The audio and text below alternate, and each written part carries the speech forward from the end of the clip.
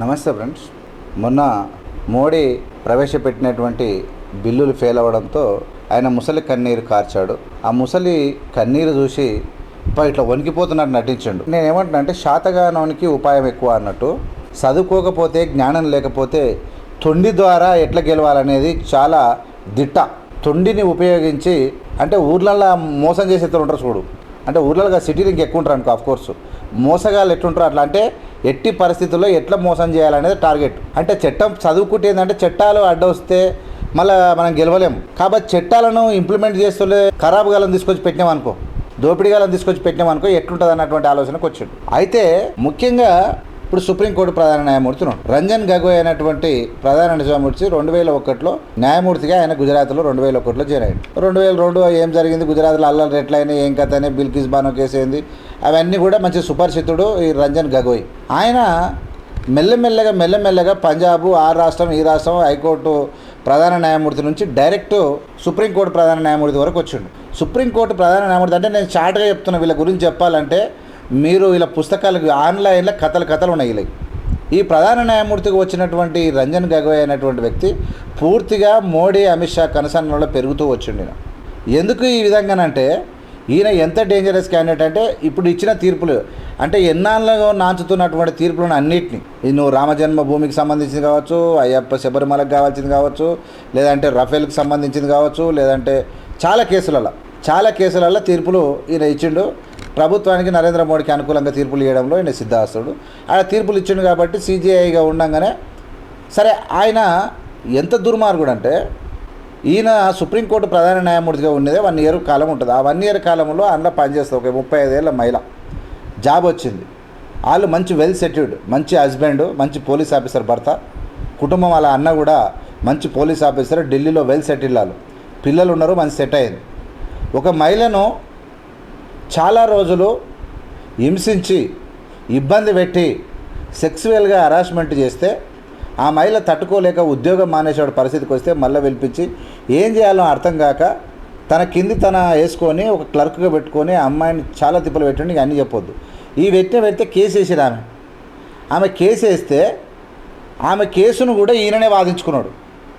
ఎవడన్నా సిగ్గు శరం ఉన్నవాడు ఎవడైనా ఉంటే తన కేసు, నా కేసు వచ్చిందా, నేను నీతివంతున్నే, నువ్వు వాదించని వేరే వాళ్ళకి ఇస్తాను, ఈయననే కూర్చొని ఏం లేదని తెలిసేసి ఆ అమ్మాయి జాబును వీకేసి వాళ్ళ భర్తది వాళ్ళ దమ్మిది జాబు ఉద్యోగం నుంచి తీసేసి పోలీస్ ఆఫీసర్లు జైలుకు పంపించి నరక యాతన చూపించినటువంటి దుర్మార్గుడు ఈ రంజన్ గగోయ్ అనేటువంటి చీఫ్ జస్టిస్ ఆఫ్ ఇండియా. ఇలాంటి వాళ్ళని పెట్టుకున్నటువంటి నరేంద్ర మోడీ. ఇక అన్నిటికన్నా అత్యంత ప్రమాదకారి ఎవడా అంటే ఈ జ్ఞానేష్ కుమార్ అనేటువంటి లుచ్చా. వీడు ఇప్పుడు ఎట్లుంటుందంటే ఐఏఎస్, ఇండియన్ అడ్మినిస్ట్రేటివ్ సర్వీస్, అంటే భారతదేశ వ్యాప్తంగా ఈ సివిల్ సర్వీస్ సంబంధించింది ఇండియన్ అడ్మినిస్ట్రేటివ్ సర్వీస్ ఉంటుంది. ఈ ఐఏఎస్లకు ఒక రూల్ ఉంటుంది. ఎందుకంటే వీళ్ళు పెద్ద పెద్ద పోస్టులలో డబ్బులు ఉండేటువంటి ప్లేస్లలో ఉంటారు. వీళ్ళు చెక్కులు పెడితే, సంతకాలు పెడితే చెక్కులు కోట్ల రూపాయలు టర్నోవర్ అవుతాయి. కాబట్టి వీళ్ళు డబ్బులకు ఆశపడితే దోచుకునేటువంటి అవకాశం ఉంటుంది. కాబట్టి ప్రతి సంవత్సరం జనవరి 31వ తారీఖు నాడు వాళ్ళ ఆస్తులు ఎన్ని, వాళ్ళ చేతిలో ఉన్నది డబ్బు ఎంత అని చెప్పి వాళ్ళు అఫిడవిట్ పెట్టి వాళ్ళ యొక్క డీటెయిల్స్ మొత్తం అప్లోడ్ చేయాలి ఆన్లైన్లో. వాళ్ళకు ఒక వెబ్సైట్ ఉంటుంది, అందులో చెక్ చేసుకునే అవకాశాలు ఉంటాయి. ఇది రూల్. ఇది భారత రాజ్యాంగంలో బాబాసాహెబ్ అంబేద్కర్ గారు పొందుపరిచినటువంటి విధానం. అంటే అందరు ఐఏఎస్ ఆఫీసర్లకేమో రూల్ ఉంది. ఈ జ్ఞానేష్ కుమార్ అనేటువంటి లుచ్చాగానికి ఎందుకు ఇంత ఆవేదన అంటే చాలామంది డిగ్నిఫైడ్గా అట్లా మాట్లాడంటారు. ఏమంటారంటే ఈ 150 కోట్ల మంది ప్రజల యొక్క ఓటు హక్కును దుర్మార్గంగా వాడుకొని తప్పుడు విధానాలతో పోతే ఇంతకన్నా ఘోరంగా తిడతాం, ముఖం మీద ఉమ్మి వేస్తాం. ఈ జ్ఞానేష్ కుమార్ అనేటువంటి వ్యక్తి ఎంత దుర్మార్గుడు అంటే ఈయనకి సంబంధించినటువంటి ఆస్తుల డీటెయిల్ పెట్టాడు. ఇతడు 1988 బ్యాచ్కి సంబంధించిన వ్యక్తి.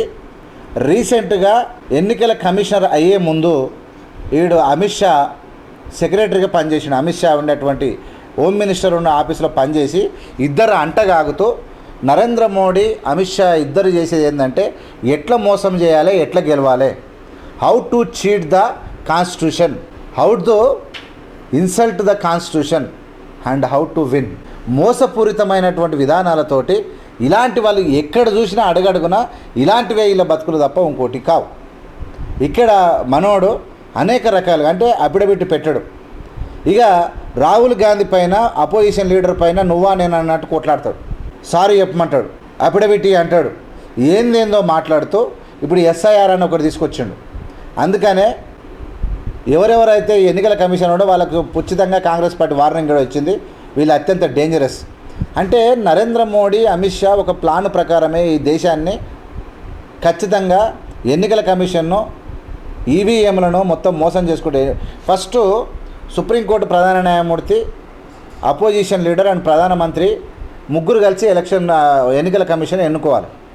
కానీ ఇక్కడ ఏం చేసిందంటే సుప్రీంకోర్టు ప్రధాన న్యాయమూర్తిని తప్పించింది, తప్పించి ప్రధానమంత్రి ప్రతిపక్ష నాయకుడు నరేంద్ర మోడీకి ఎవడో ఉంటాడు కదా ఎంబడి డబ్బా కొడతాడు, అలా మంత్రిని ఎవరినో పెట్టి ఓట్లు వేయించేది పెట్టాడు. 2 ఓట్లు, ఇప్పుడు బీజేపీకి సంబంధించిన 2 ఓట్లు, రాహుల్ గాంధీ 1 ఓటు. ఏడ గెలుస్తుంది అది?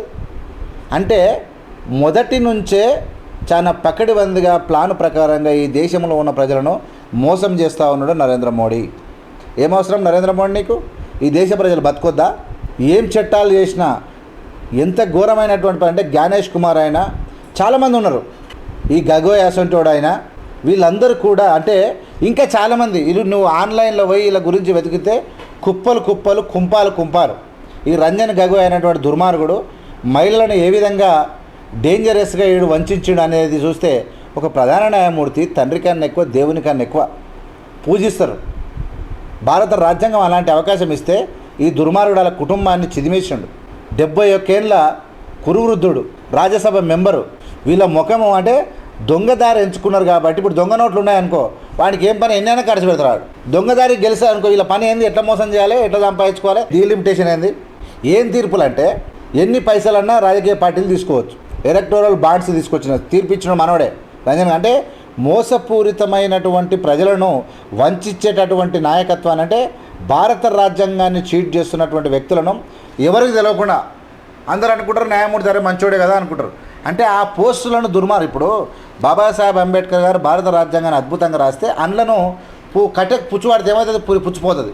ఆ విధంగా పుచ్చులంకాయలను ఎంచుకొని నిలబెట్టిండు నరేంద్ర మోడీ. ఇలాంటి దుర్మార్గమైనటువంటి పాలనను తిప్పి కొట్టకపోతే అత్యంత ప్రమాదకరమైనటువంటి పరిస్థితులు ఈ దేశంలో నెలకొంటాయి. కాబట్టి Narendra Modi cheating the constitution and cheating the people and everywhere just is acting, that's it. But he doesn't have respect on the people, respect on the country. Just he is enjoying with money, looting people of India through Adani Ambani. మీరే చెప్పండి ఏం పాలన ఉందో, ఏం కట్టిండో, ఆయన ఏం చేసిండో. చూస్తూనే ఉండండి ఏవిఎం మీడియా. లైక్ చేసి, షేర్ చేసి, సబ్స్క్రైబ్ చేసి ప్రజల్లోకి పంపండి. Thank you so much. జై భీమ్.